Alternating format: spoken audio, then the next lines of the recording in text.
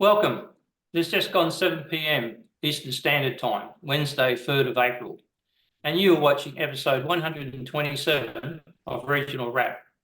Regional Wrap, providing an insight on the issues affecting regional Australia and giving a voice to regional residents. My name is Bill Bates, and joining me on this episode, a regional plan. Buy it, level it, lock it, and leave it.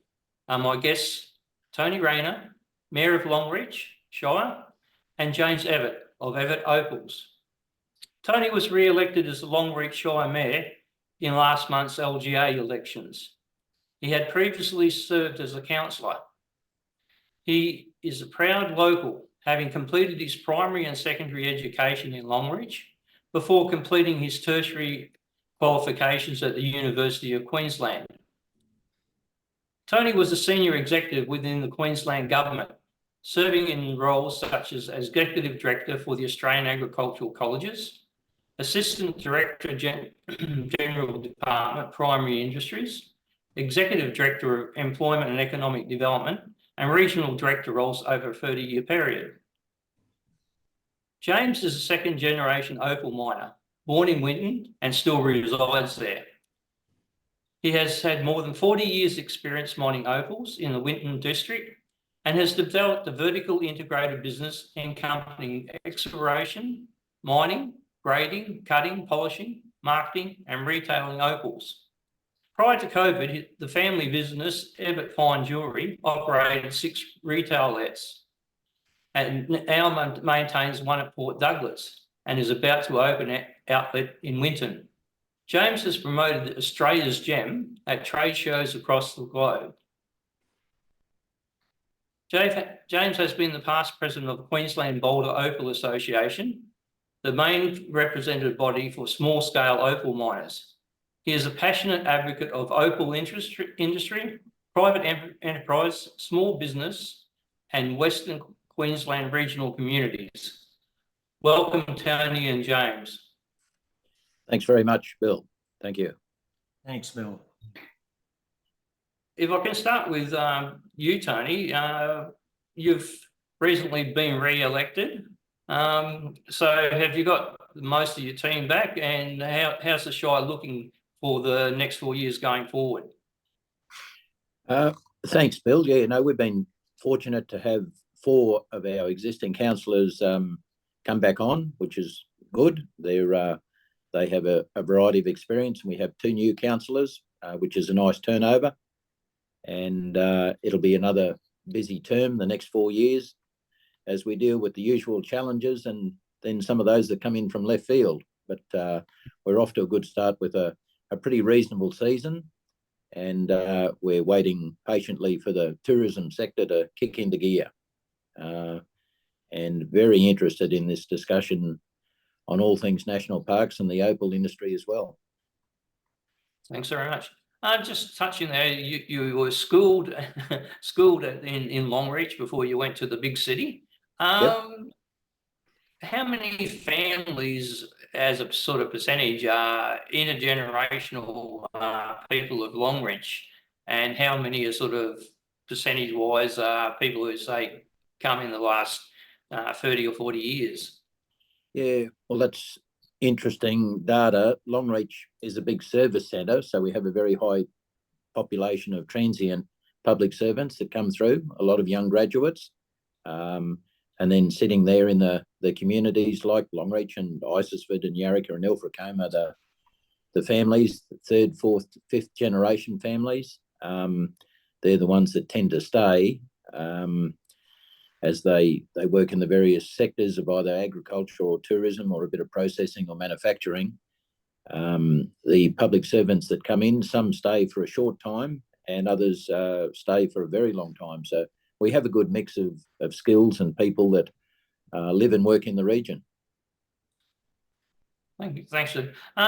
James, you're another long-termer in that Winton area, second generation opal miner. So you've been there a while. I presume you have a similar experience to Tony in regards to schooling and sort of lifestyle in Winton. Yeah, Bill. Yeah, just thanks for the opportunity to be able to come on tonight and to talk with Tony there too. And Longreach is the main hub of the West out here, and all these little towns and villages like Winton are in that same. We just service a lot of the things going on around here. But yeah, I was born in Winton, and big families in Winton. We lived in town. My father was a visionary. He was credited with starting tourism in the West. He was in the early 60s, started the first tourist association in Winton. There's a bit of a plinth in the main street recognising that. So our family, we're from Winton. We all went to school in Winton. We went to boarding schools as the high schools weren't set up at that period. But our whole life has been geared around the town and what it offers, and utilising what's in the region to best benefit these regions. And Opal was one of the things that our family got involved in, my father in the 60s, and that flowed into tourism, and we've travelled the world and seen a lot of things, but Winton was always the hub. And that's the way we always believed it should be for this particular, our industry. And today, a lot of the world come here at certain times of the year to buy product as a result of the effort of a lot of these people. But passionate Western people, communities going with these small scale industries, you know. And yeah, so I'm looking forward to the discussion tonight and listening to his experience, you know. I did read a little bit on your father, Vince, and I mean, he obviously got knocked down but got up a lot of times, you know, with the opal industry, because he tried a lot of different things and obviously failed, but then sort of obviously got on with it. So obviously it's a measure of people's character out there, that maybe you don't first succeed, you just keep fighting on and pushing on with the effort. Yeah, you do. These people, and this is what these conversations are about. Like Qantas started in these remote areas. A lot of them started across Australia. The opal industry, Opalton was discovered, it's about 120k south of Winton back in the 1890s, and it was the first opal rush registered at that time, and there was about 500 to 600 people living there. And it died after the First World War. When the First World War came, it got rebooted again after the Second World War, with a lot of European men coming over and moving into these remote areas. But people like my father, in those days, opal, it's in 1992 or 93, the Governor General at the time, Honourable Bill Hayden, announced opal as our national gemstone as a result of all the work these people had done over the years promoting it. It's a gemstone. It's unique to this part of the world. It's not found in other parts of the world the way it's found here.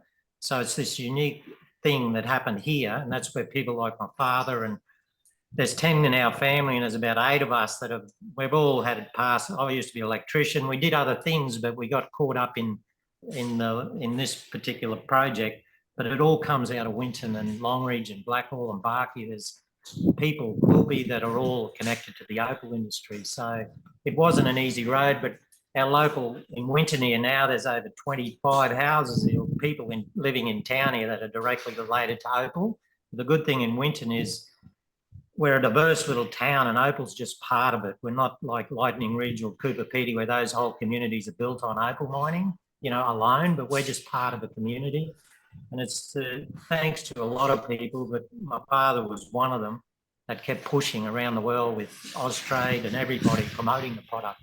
So we're hoping and we're worried we're losing that opportunity to be able to keep it going if government keeps moving towards all these different scenarios and national parks and all this sort of stuff. So, yeah, so they're resilient people from out west, and traditionally it's always been like that in Australia. I do remember my grandmother having a opal brooch that she was extremely proud of owning. But I suppose I got the impression it was an old person's piece of jewellery. But your opal is boulder opal, and it's obviously worked into fine jewellery. And had seen some fantastic examples. Do you think the boulder opals in your area are so unique that they sort of do have that market appeal? Yeah, they do. What happened, that story with your grandmother, it's what happened back in the, in the early 1900s there. Cooper Pedy was the first opal fields. So the first lot of opals to hit the market were from that South Australian, that white opal. So most of the elderly people have, the opal they have, it's from Cooper Pedy. And it's because at that time, people didn't have access to travel the world to buy things. So it was a luxury item in Australia way back then, but it was a local item and it was accepted by a lot of elderly, they're elderly people now.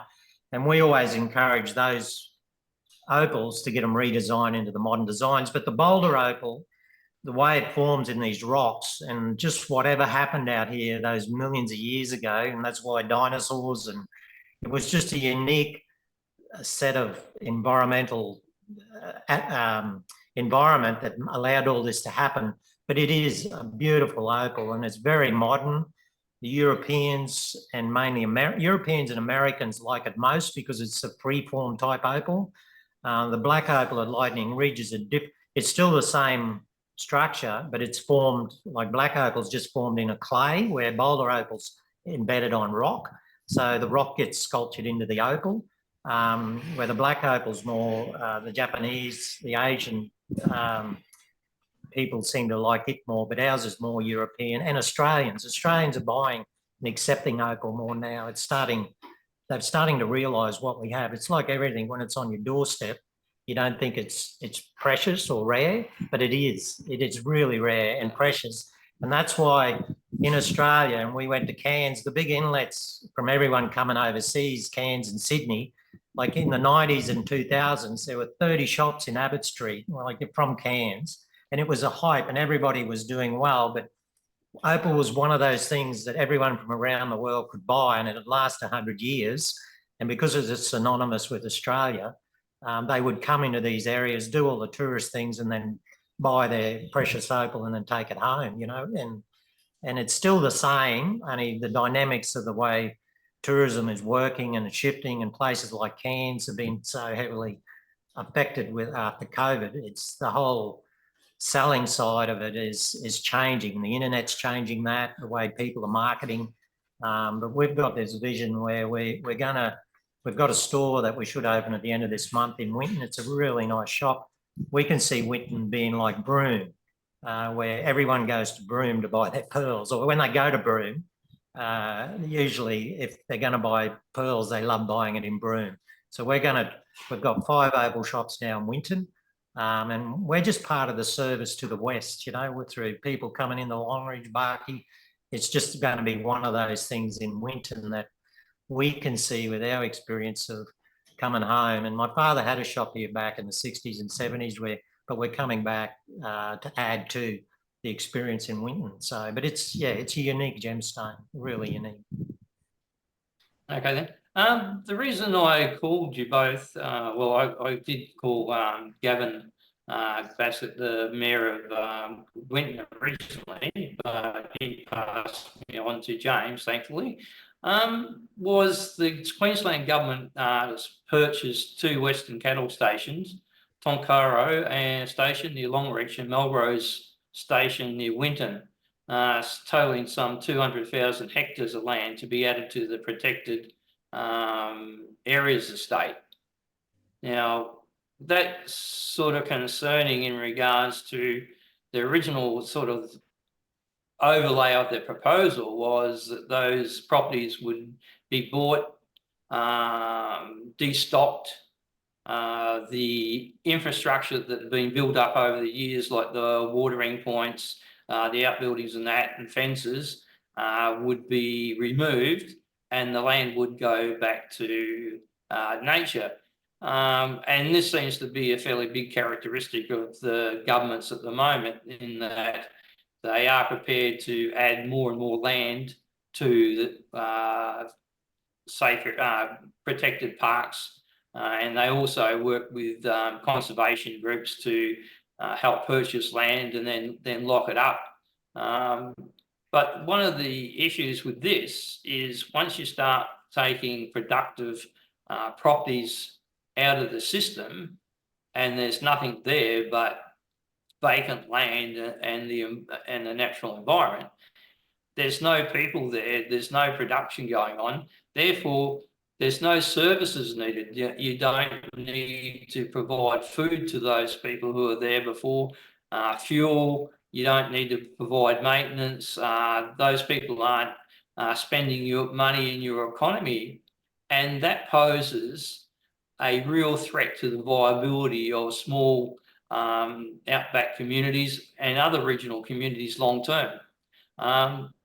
If you could give us a bit of an update, Tony, on how you heard about this, how it was presented to you, and the actions that have gone on since in regards to sort of allaying fears of this sort of process and how extensive it's going to be. Yeah, thanks, Bill. You've covered most of the areas of concern that were initially raised. So I think most people either heard about the acquisition on the rumour mill or when a media release came out, which is how we heard about it. The state government issued a media release advising that they had purchased these properties. And that was the first we had heard of it, and we were instantly approached by local producers as well as the opal industry about their concerns. And you touched on the ag sector about the loss of beef production and the economic impact that has, which is significant because these councils, be it Winton, Longreach or any of these other western towns, have a very small rate base, and we can ill afford to lose yet another ratepayer. And of course the state doesn't pay rates. The state government don't pay rates on their assets that they own in a regional town. So we instantly took it up with the Minister Leanne Leonard, who was very quick to respond, which was good. And we do have a very good working relationship with the government of the day, and we tabled our concerns that have been expressed to us as well as our local concerns. And we organised a meeting, Bill, with the Minister and the Director General and the Deputy Director General at a rapid meeting in Barcaldine on the 28th of February.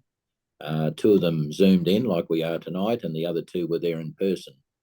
We went through all of the issues that had been raised, and we did get a verbal commitment that was recorded in the minutes, which is pleasing because that is a commitment that will have to be honoured. For instance, the 10-year opal leases will not be impacted. That's one thing we wanted set up straight away. Beyond that, there are a lot of questions, and I'm sure James has got a few, about what will happen to new leases, opal leases. We don't know yet, but we did get a firm commitment that existing opal leases will be honoured, the 10-year ones, and we spoke at length about the value of the opal sector, and James has touched on that as well. And I think it's one of the best kept secrets, the opal industry. It generates a lot of revenue for towns like Winton and even Longreach, where we only have a handful of opal miners that live here, but they buy a lot of food, a lot of fuel, a lot of plant and equipment, big machinery. They're a significant contributor to our economy, and we can ill afford to lose those. So it was pleasing to hear the Minister commit to honouring those leases. They did commit to paying for maintenance of roads, which is good because roads still need to be serviced to the national parks or the protection areas. Contribution of fencing, for exclusion fencing, to protect the sheep sector, which was critical, because we've spent some $50 million across Western Queensland in constructing exclusion fences to keep dingoes out. And obviously there will be an increase in dingoes in the national parks, which is what partly one of the reasons they're there for, to protect native animals. So we want them to stay there and not come out onto the ag side of the fence. They also have a general biosecurity obligation they need to honour, which is keeping pests and weeds out. So they were good in that aspect, Bill, and we, at this stage, we're content with the initial discussion. We now need to follow it up with an on-site visit out to James's country with one of the Director Generals or Deputy Director General and continue the same discussion. So that's just a brief snapshot of where we're at with it. The thing that concerns me, I mean, I always was hopeful that governments would do everything in their power to progress regional Australia and develop it. But it seems it's not really overly focused on that. But I understand the problem in that those two properties came on sale in November 22, I think. And I presume those sort of properties have problems with succession plans because maybe they've been there for a long while, had the same family, but as time goes by, members of the family in different generations move away for different careers, different opportunities, and the succession plan isn't there. Is that a big problem that's likely to continue in sort of Winton, Longreach areas and other outback areas, that the lack of succession plans makes it difficult to grow the population more, because there's always the threat of these properties are going to fold eventually because there's no one going to come in and work them. Yeah, well, Bill, my observation on that one is that, in fact, there has been a lot of effort invested into succession planning.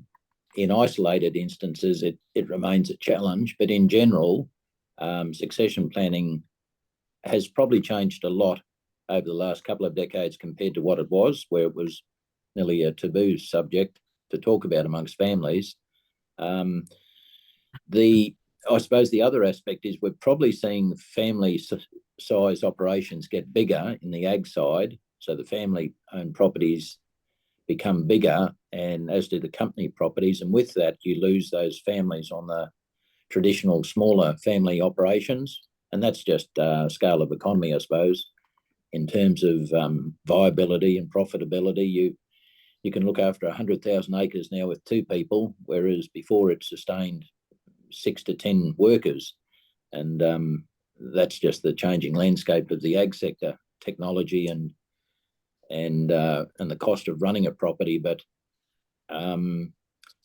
where local government are not opposed to acquisition of nature parks and national parks for the protection of the environment, but as long as it doesn't disrupt our economy, and that opal sector is a classic example. It's an economy and an industry that works very well for those people that are involved in it, not without its challenges, as is any industry, but so important for towns like Winton and Quilpie and even Longreach. And we just need to make sure that we work with the government of the day, that they allow those operations to be excised from the national park and continue to operate the way they have for 100 years.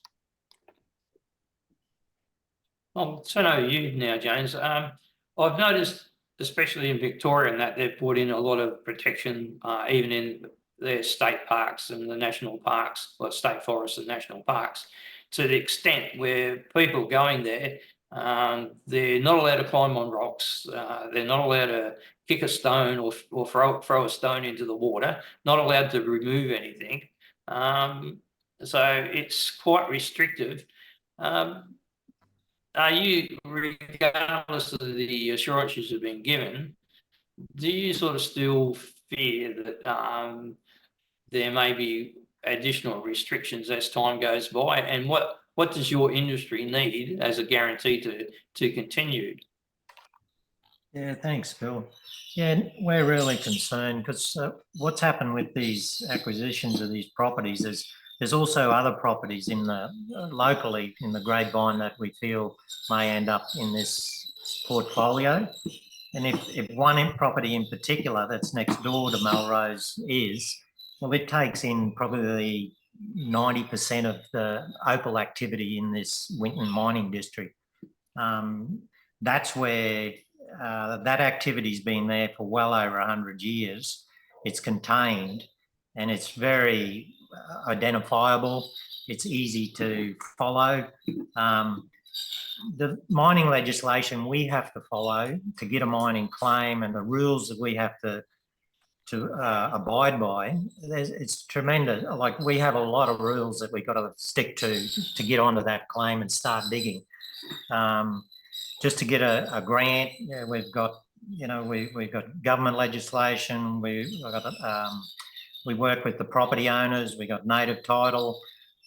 We've got Environmental Protection Agency. We've got a lot of accountability, and there's going to be more to come. But our biggest fear is if something like the national parks coming over this, in particular, the department in the 90s set up a restricted area 257 that covered from Moy down to Vergemont, and which is just on the top end of Tonkoro. And in that area there's over 26 larger scale operations that are more than 3 machinery plus. Opal mining in the early days, especially from around the 70s and 80s on, the bigger machinery come by 40 ton stuff and machinery, which did bigger jobs. But the way we mine and the way we operate now with all the legislation is we're much faster, we're more efficient, we're more environmentally friendlier, we're really good at what we do. We've improved out of sight. But if the national parks keep coming in, and if they do buy properties that adjoin Melrose that incorporate this RA, and if they do implement the guidelines under national parks, it will wipe this out. They might give us 10 years to get out of there and be committed to the leases that we have that have a 10-year option. Usually you can get 10 years and then you get the option for another 10 if you can justify that you need 10. But there will be a time limit. If it's a national park, it'll be a time limit. Our question is, these western regions, like opal mining, we've lost the shearing industry. Like, these towns survived on servicing cattle stations, and it's all changed. Like Tony just said, the whole way properties function today with today's technology. Some of them run remotely. They're not.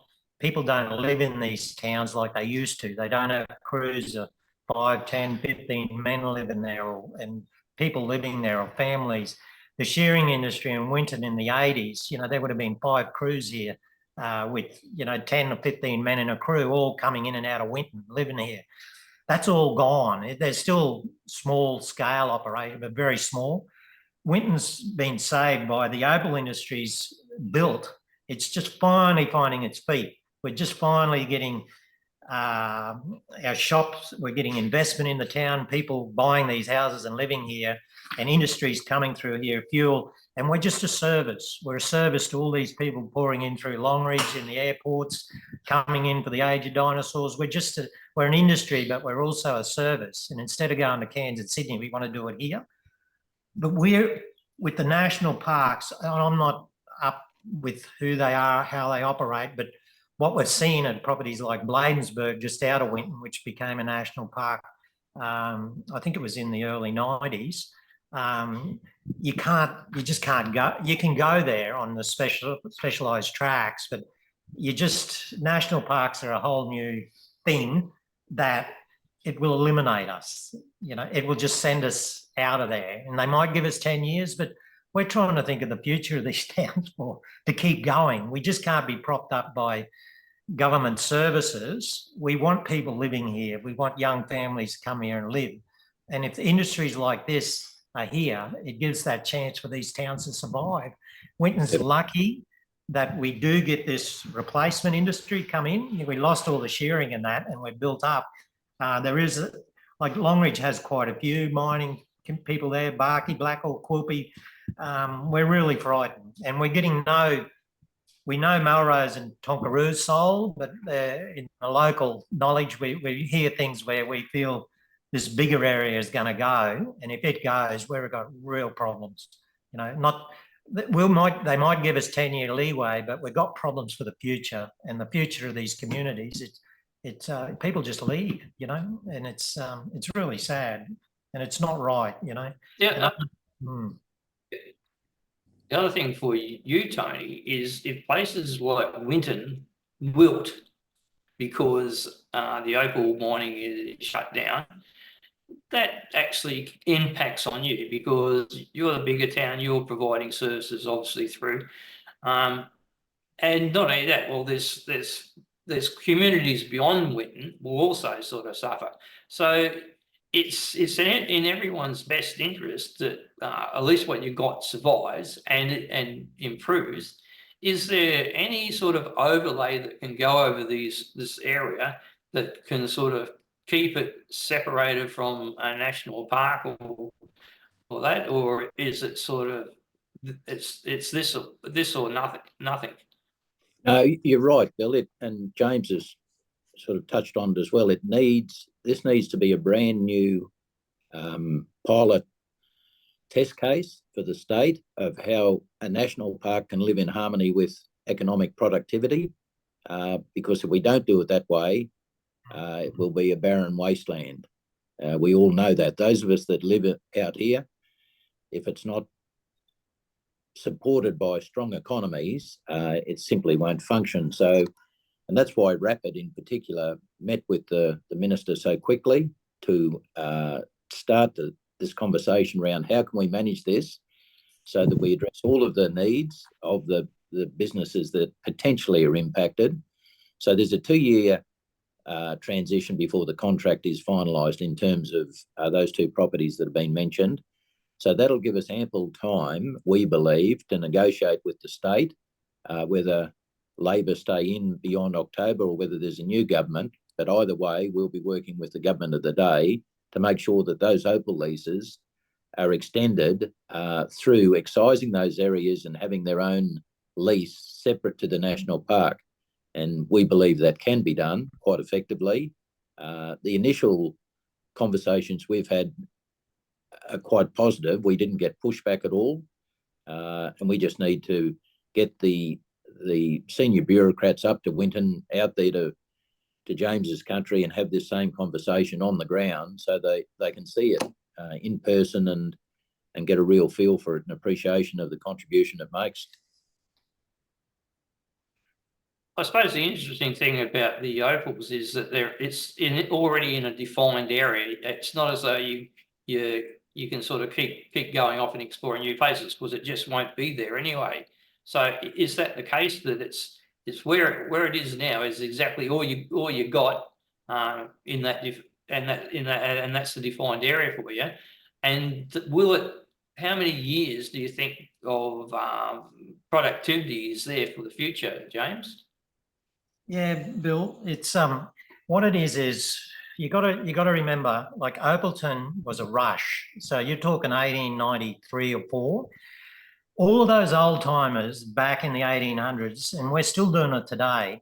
Everybody's trying to better their life and get an opportunity for their families. So in the 1800s, all those old timers moved through all those western areas, up through Eromanga, Corpy, Junda, Stonehenge.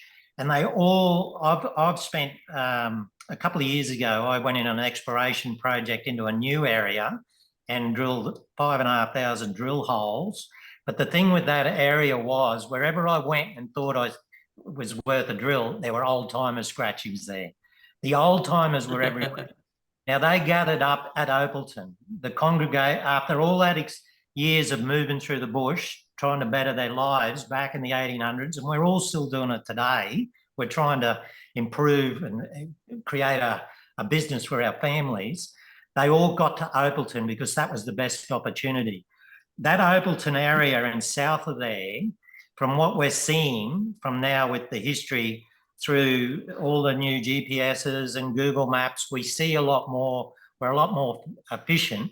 That RA area up that they've got, the mines department have mapped out, is the best opportunity, or whatever happened there millions of years ago, it's the main concentration of the best opportunity where future opal deposits will be found. There are opal deposits scattered through this country, but they're not as concentrated as this whole strip here. And that's where all the activity is. And that's where we've got groups. Last year, there's a few groups coming up from Lightning Ridge who are used to drilling, which is exploration. And I know one group that's come up and already they're finding new deposits on ground that is traditionally old timers have been, but this is like virgin ground, which means this strip is more active than we think. But a lot of us over the 40 years are caught up digging on old diggings that are already 100 years old. So the opportunity there is endless. It's a resource. Well, it's a big area that needs further development.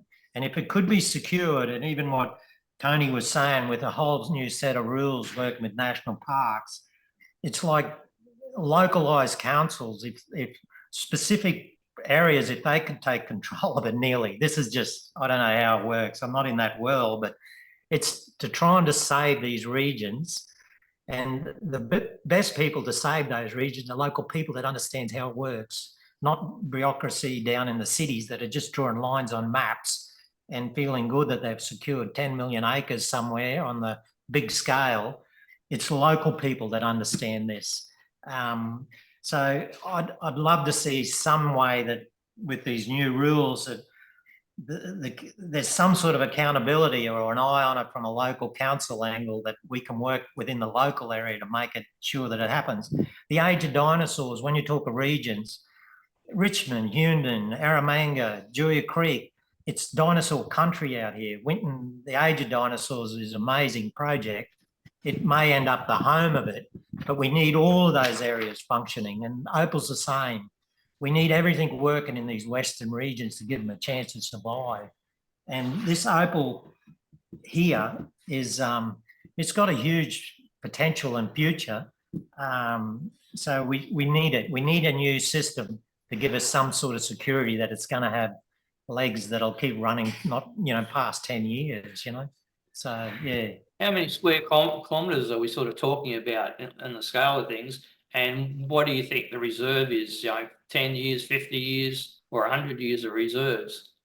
Well, look, first up, the reserve, it's unlimited. You've got to remember, even Opalton alone, it's in your lifetime, you get opportunities with exploration, but because we're all smaller family companies, you don't have the BHP and the big companies will become two smaller deposits. That's why they've all moved into iron ore. But what happens is smaller groups of people have moved into here, where we're limited over time of what we can do in a year because the seasons affect us with the heat.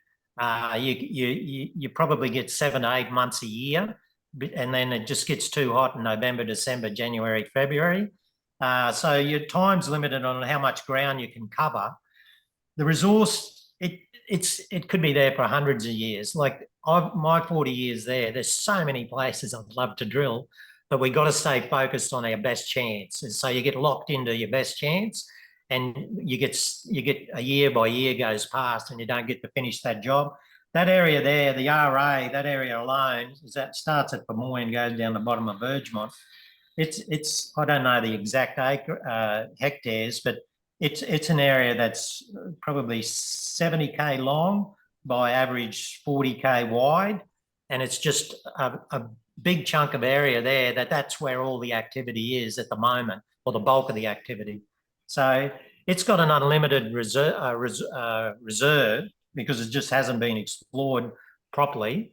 So yeah, we need it there to be available for exploration in the future.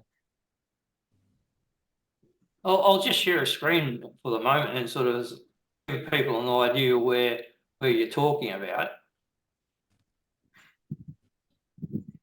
This is Opal in the middle of the screen. You've got Longreach to the east, Winton to the north. So I presume the land you're talking about is centred around Opalton. Is it, James? Yeah, Opalton's kind of at the top of it. There's a bit over in Fermoy. The RA goes a little bit to the top, but it goes south-southwest all down there. You can see in that map, that's a great map, Duff did that map. You can see where your cursor is if you move to, you see that line of range of hills there? Go to your left, the other one. Yeah, see that range, that's hills. That's all hills country. So it's all the opal is in that country there, where your cursor is up to Opalton. That's it. So, and Stonehenge has got deposits, but main thing from Opalton, where the RA is, Opalton there, if you keep going down with your cursor, down a little bit, keep going down. Yeah, too far. Go back up. Yeah, up around about there, down there. That map, I don't know the scale of that, but it's all that area there. That's 50 kilometres. Range. Sorry. Yeah, it's in that. That's about 50 kilometres. Yeah, it's around 50, 60 k's in that. Where your cursor is, that line there, their hill, that's the edge of the hill escarpments. So you got Vergemont in that where your cursor is, but it's all in those hills. Yeah, it's all from Opalton down there. That's where all the activity is. And with all due respect to the government and the people who live out there, to me as an observer, that they don't know pristine landscape that needs to be a national park. But that's that's for all I know, sort of thing. But to me, it looks like the value as a national park is somewhat limited. So I'd be happy to see it be worked. Well, maybe you've got a different comment. Well, see, the Diamantina Lakes is a national park now. Like they secured that back in the 90s. You got Asdrel, and they've got bird sanctuary. They've got a number of national parks and things around that area that it looks like they're trying to link it all up or something. And it's all, I don't know whether it's, I don't understand the full story, whether it's to do with water catchments for the Diamantina or whatever, but it's just that area there, it just happens to take in all this opal mining. And but they might want to connect it all together, but then they don't want you to go there. I mean, that's what I don't quite understand is that if you want to get something for the public and that, you usually want the public to be a public amenity and public to use it. But it doesn't seem like that. It seems that the governments go to acquire stuff and then exclude people from it, which is fairly strange. Well, this area here, that area there is still in terms of gemstones around the world, it's still considered one of the remote areas. Like it's 100 and Opalton's about 120 k south of Winton, but down Vergemont way, it gets down to 180 k, like down further. It's still kind of remote, where it's not something you just get in your car and go down for the day, and you can, but you got to have all the right equipment. I mean, national parks, it's kind of like they would never do something like this on the Great Dividing Range where there's built up communities there. From our angle out here, it's just like saying, let's take this area. Oops, we got a heap of opal miners there. Well, let's deal with them. They're expendable. And we'll end up with 20 million hectares or whatever you got there, and it all looks good on the big picture. We're environmentally friendly. We got all this land. But you're just eliminating a whole group, a whole industry that will affect these towns, It's just, I don't understand the logic behind it. Maybe you could comment, Tony, in regards to, like, I do understand things like national parks, and I mean, it was something that was actually a fairly new invention. I think the United States started off under Roosevelt with the national park system, but you can see where they identify things of extreme natural beauty and even pristine in that, and wanted to preserve it. Do you think what the program that the government's undertaking is actually getting the best for the public in regards to national parks and state forests? Yeah, it's an interesting one to comment on, Bill, because you both covered on the fact that it's not highly accessible as a national park. So perhaps the value that they see in acquisition relates to protecting any endangered species, and the Cloncurry night parrot is one that may well be in that area. But there is no reason why the opal industry can't live in harmony with a national park. Historically, it may sound absurd, but it can, it can happen. The opal industry has lived extremely well with the ag sector, which is not totally different to a national park. So that's the discussion we'll be having with the government, because we've mentioned it multiple times tonight. If we lose any of the opal miners, we lose a big chunk of our community, and it has a flow-on effect. You start losing families, you lose school teachers, you lose nurses, you lose your police population. It's a snowball effect, and we've had experience of that before. We don't want it again. And yeah, as I say, we need to have that on-ground visit and have that discussion about retaining it, so that they can be joint ventures, separate leases, but both operate in harmony is our attitude. I think the other thing is too, I mean, a lot of times they raise things like protected species and things like that, but I don't think too many people have been out there as far as botanists and biologists have been out there to overly assess that. But the other thing is, it doesn't just having people there and being doing productive work doesn't necessarily mean you're killing all the environment. I mean, there's a lot of instances where wildlife has prospered from human interaction in regards to development. I mean, we probably never had so many kangaroos and that in Australia before we got here and started putting in permanent water. And in West Australia, I remember the emu plagues and things like that happened on the wheat belt. They were sort of never in those numbers before. There was wheat farms there to feed them and watering points. So sometimes we can cohabitate very well with the natural environment. We've lost Tony at the moment.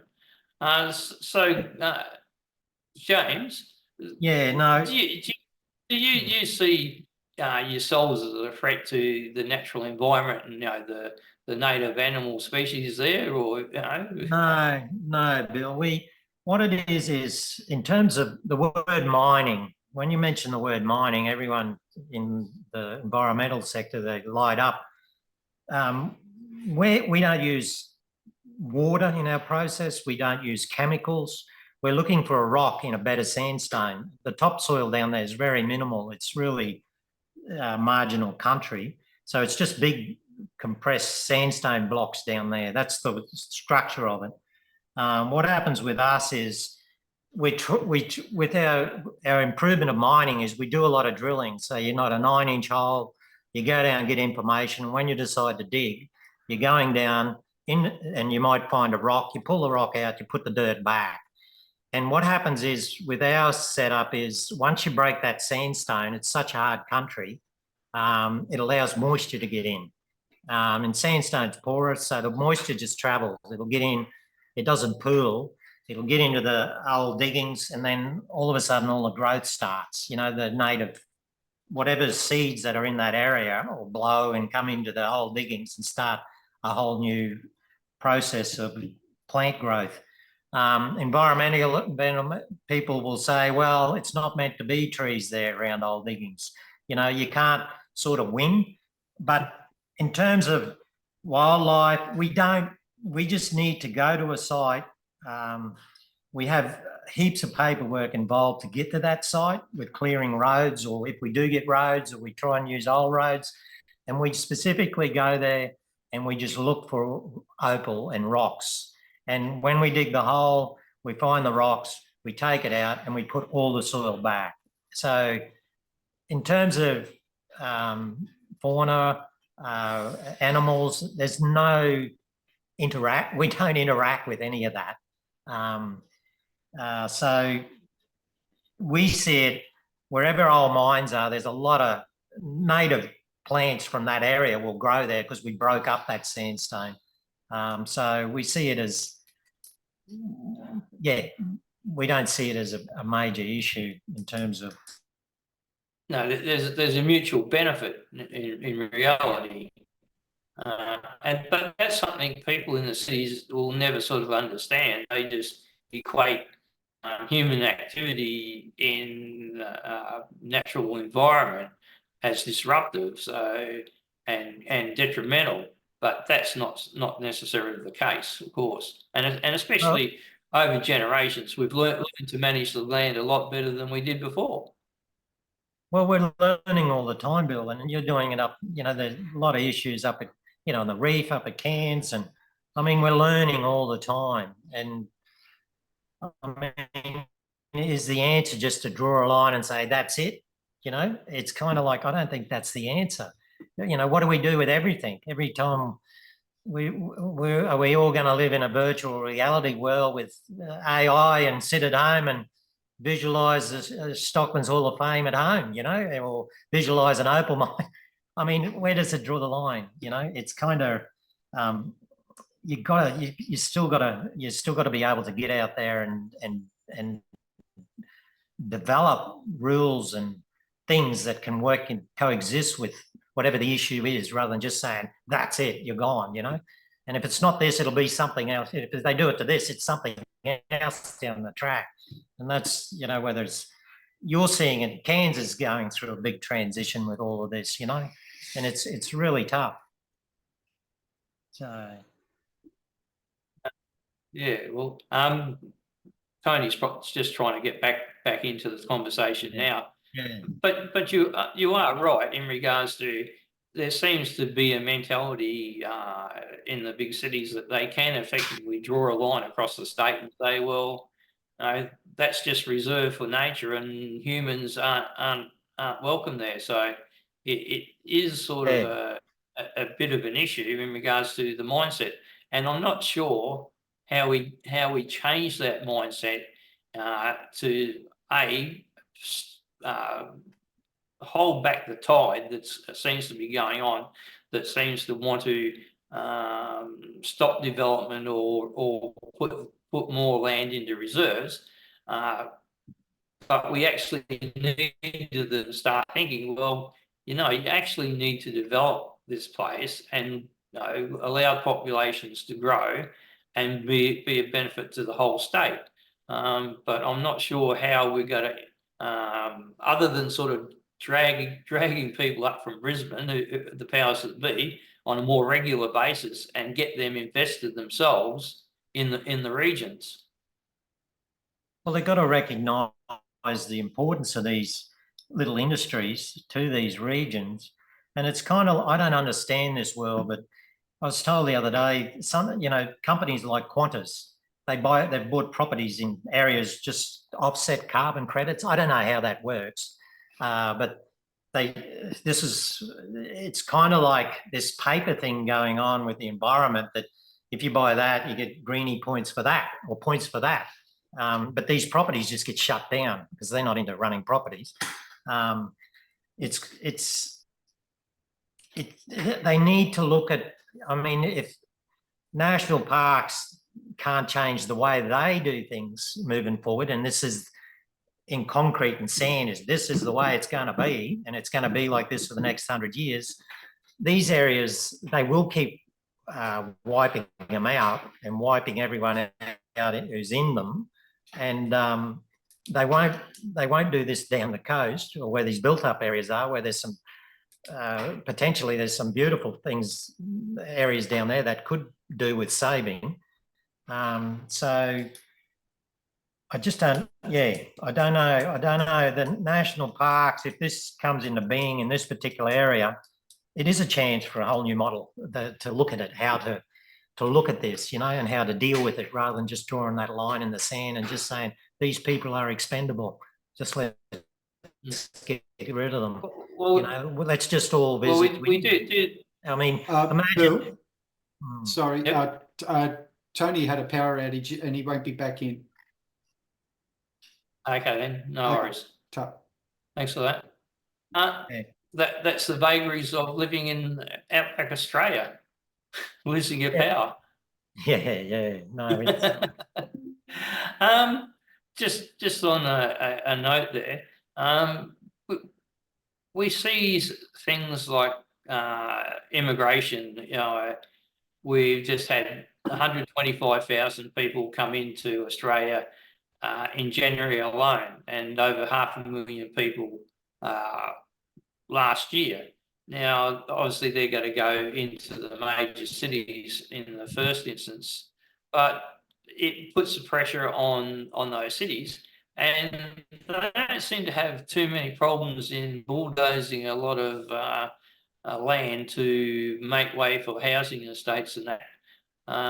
So you think they could give us a bit of leeway on the fact that we're only a few people on thousands and thousands of square miles? yeah, no, in the cities, the way they cram everyone in, I think they, you look at it and you think, well, do they want us all to live on a 400 square block, virtual reality, shop at Bunnings, eat pizzas from Domino's, all these multinational, just stay at home and run your life through these computers. And the way people are packed in down there, it's getting that way. And the cost to live, the younger people have to buy these little houses to get going. Winton, as an example, it's the first time in my life, this little community here, and it's on the back of a few things. And this community's always had a great spirit. And because it's not just built on one, the grazing's the biggest industry here, but we have gypsum mining, we have opal mining, we have tourism. We just got a few little irons in the fire that's allowing it to keep moving forward. But we're seeing all our hardware, our news agency, our carpenters, they're all young families, and they got young kids, and they're all doing good business. They've all bought houses here. They're building new houses. These same people, they're local, they're born, their parents were from here, but they want to stay here. And why not? They've got a great schools here. There's great school teachers. There's a lot of opportunities here in these little communities. What happens is, years ago, the main roads, the councils, a lot of those government groups did their own work. And now with contracting out, they're subcontracting it out to a lot of the local businesses, which has allowed the local businesses to survive and live here, stay here rather than go away. And there's still more opportunities here when you talk of immigration. I mean, there's some great opportunities here if we to get some more people in here to develop some of the businesses that are required, and it'd be great that they could come here and do that and help develop it out here. And these aren't bad places to live. There's everything's like you can get a plane every day of the week from Longreach. It'd be great if we could from Winton, and that will come in time. But there's nothing wrong with living out here. That's the thing. It's okay, and you can have a good life and a good business out here. But the thing you need is government regulations that are helpful rather than government regulations that hinder development. And I think that's where the Brisbane office people, in the bureaucracy and that, lost that connections to people in regional Australia and what they need, rather than focusing on what their perception of how things should be. Whereas, we want them to focus on how to deliver us better development and a future. Well, yeah, they should, Bill. There's like I say, living out here, there's nothing the matter. Everything is in place out here. They've got to, like the opal mining industry is just one example. Every day we get up and we're worried with our future. There's no certainty. And we get over one obstacle and then another one. Like in 2022, the government came in with legislation and said we're going to stop all the grant of mining claims, and that affects the sapphire fields, Winton fields. They just stopped them for a year, so people couldn't go out there and put in a claim. And that just stopped overnight. As then they wanted to sort out a few things, but it just stopped everything.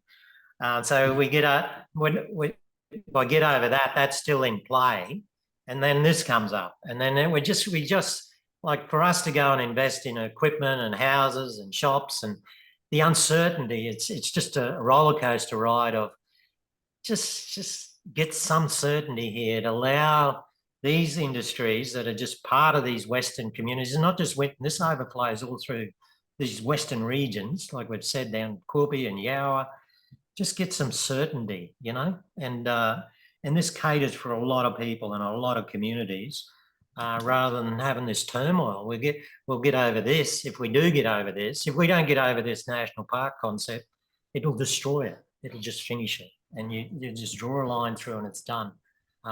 If we can get over that, then we've got to look at, well, what else is come at us? You know, it's been like that for a long time. So we're just hoping.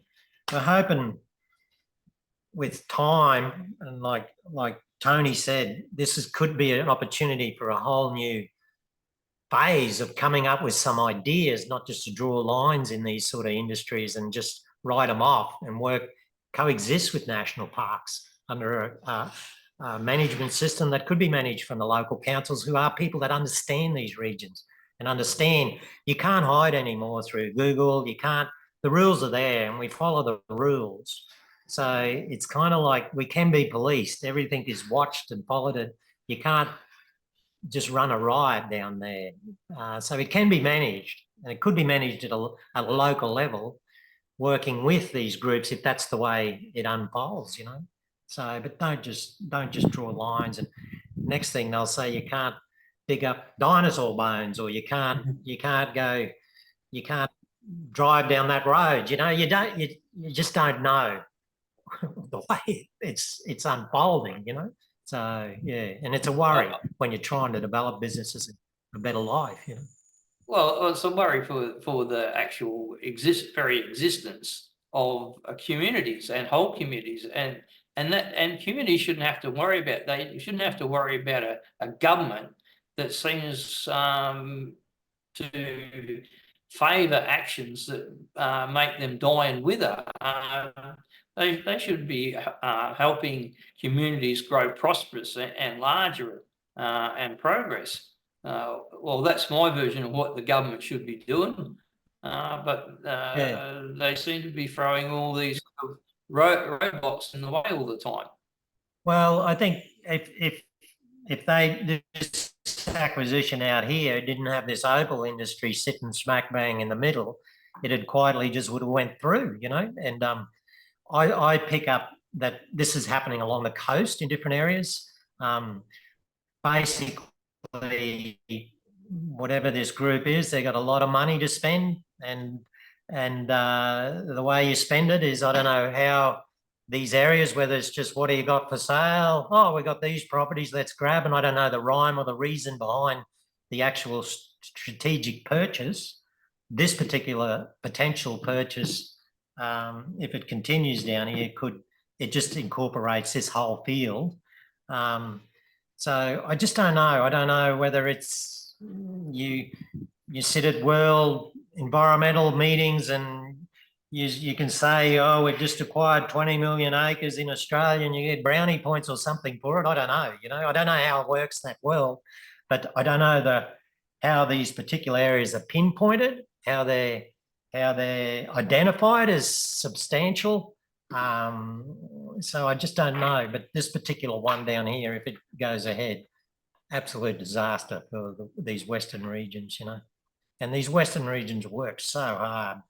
And this age of dinosaurs and Stockman's Hall of Fame and Barkall and Blackall, they've worked so hard for so many people for so long. And this is a major part of it. And you just go back again, and you've got to go again, you know. It's a lot of good work's been done and in place that can be wiped out, you know, at the drop of a hat by someone down there drawing a line on a map, you know. I think the other thing they quite understand is that you lose a section that has an impact on another township and so on, and if this sort of happens and Winton sort of suffers, then part of Longreach will suffer, and then there will be more pressure on places like Longreach for to maintain population and things like that. And so it can have a snowballing effect right through these outback regions with the smaller populations. And to me, it seems that the government misses the human aspect of all this. They are not engaged with the people involved in the communities. They're just simply looking at some data and some key points that they want to achieve, and it doesn't matter what falls in the way. Their goals have to be fulfilled by achieving this land buyout to satisfy some sort of agenda, and they just ignore the personal thing. And I think this is the same thing with the golf fishing and the ban on gill nets. They don't sort of understand the impact it has on communities, and by knocking 30 or 40 people out of the equation in a town that's got 200, they don't seem to look at the snowballing effect of that. It doesn't come into their calculation, and that's unfortunate. And hopefully we can sort of overcome that in the future by making them engage better with the local communities. Oh, for sure, Bill. It seems to me like whoever these groups is, they must have access to hundreds of millions or billions of dollars, and it's just every year, how do we spend it? And it's kind of like, well, let's go this way, let's go that way. It just, I don't know. Like you say, when you mentioned there with the fishing, even when you just said that, I thought, well, I wonder who understood that industry, that particular situation to actually do that. Because I know no one understands this opal thing other than just it's in an area.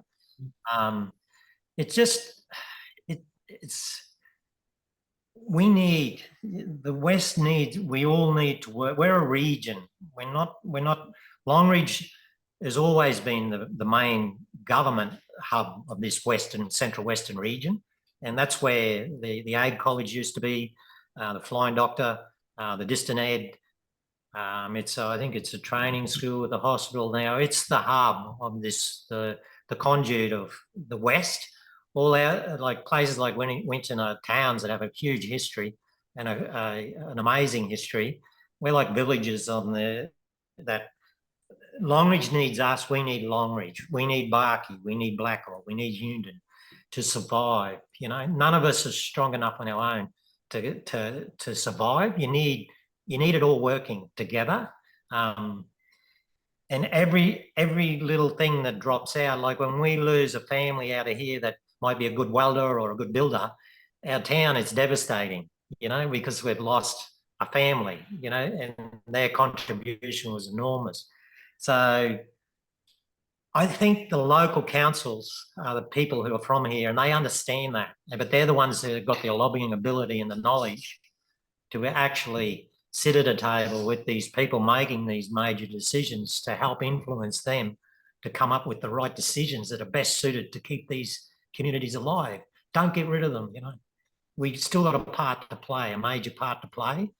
And it's kind of, that part is through agriculture, through tourism, through distant ed, through every part has a place to play that will benefit the rest of the country. So I can see the councils, the power of the councils in these communities, the voice of the people is becoming more and more relevant.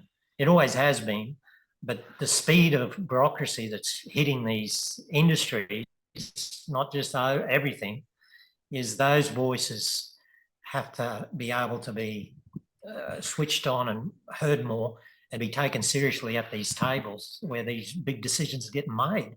And these people have got to listen. Well, the other thing is too, that they should be seeking input a lot earlier than when they've made a decision. I mean, this seems to be the problem. It's all well and good to come up with an idea down in Brisbane, but as soon as they've got that idea, they should be going out and talking and getting information from people in the local communities and local experts, rather than delivering a fait accompli to the communities. Well, it should be. I mean, the homework on that's an example, and you can't. If generational farmers want to get out, you can't discredit the fact that they might want to sell out and go on. But it's kind of like, if you just turn up with a big pocket full of money because you're a national, whatever that group is, and just say, well, yeah, let's buy this today. There's no consultation. There's no community like planning. Even from we're all taxpayers. All of us are part of that money. We've all contributed to that pot of money to buy all these acquisitions.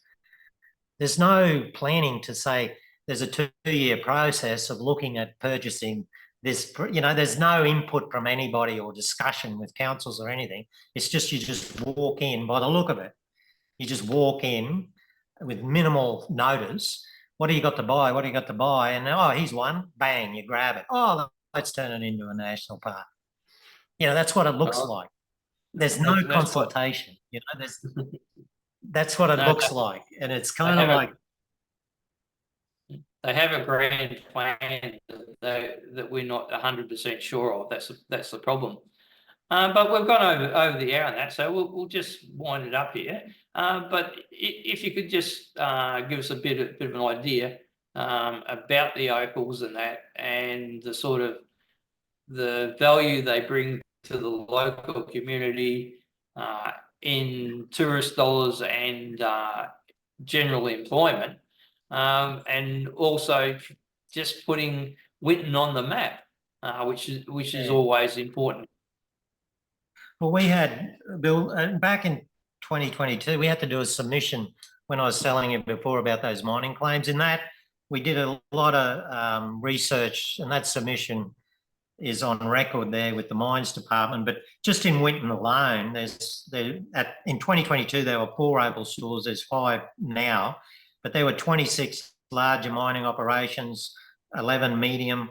Direct employees, we said there are about 103 people. There's approximately 24 residential blocks in Winton alone that are directly related to opal miners. There's probably about 15 indirectly that are like locals. A lot of the locals here, I understand this country, opal mine, young people who have got, they were doing trades and that, but they go out on weekends and posse. There's approximately 9 commercial and industrial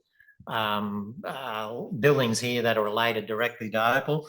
And in that submission, we had, because it's individual and groups and that, it's hard to get an overall value in terms of its importance to the state. But there's one group, it's called Opal Auctions, that who run an opal auction site, and they've been doing that for over 20 years in that world of internet. And they provided us with some of their stats. So in 2021, that total value of bids was $44 million through their system. So their system is a site that allows, say, 200 groups like us that we go there and we sell our products through that site. And they had, in that year, 69,000 number of opals sold.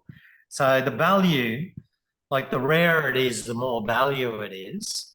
And the values can range, they can go from $20 to $100,000 plus dollars, depending on how unique the value is.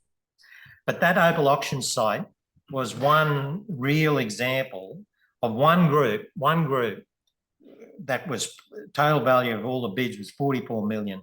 Now we, in our shops in Cairns, all of those shops, Abbott Street had over 30 shops there that were selling opals, and Cairns well. And I don't know if you remember Abbott Street in those days. And it was all service, those tourism.